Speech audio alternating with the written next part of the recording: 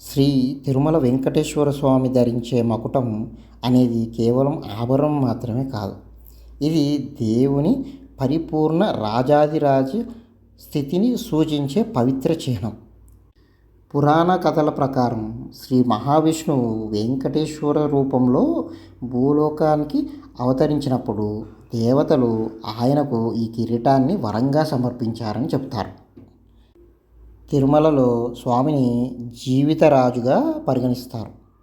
అన్ని పూజలు, ఉత్సవాలు రాజభక్తితో నిర్వహించబడతాయి.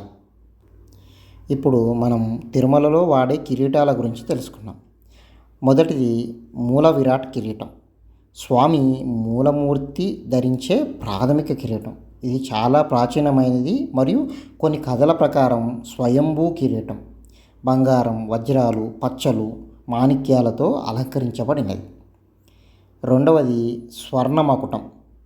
ముఖ్యమైన ఉత్సవాల్లో మాత్రమే స్వామికి అలంకరించబడుతుంది. ఇది నవరత్న కిరీటంగా ప్రసిద్ధి పొందింది.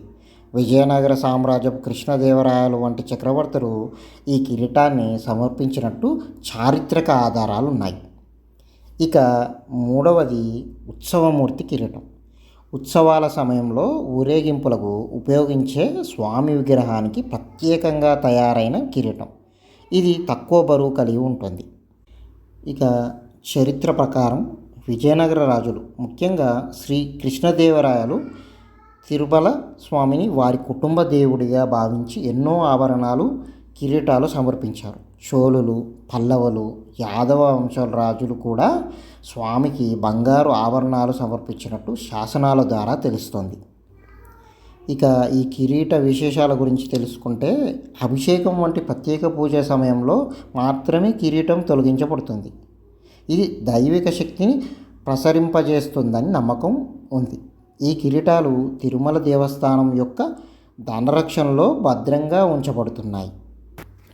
ఇదండి ఇవాళ శ్రీ వెంకటేశ్వర స్వామి మకుటం చరిత్ర. ఇలాంటి మంచి మంచి స్టోరీస్ గురించి please subscribe Telugu stories. Thank you.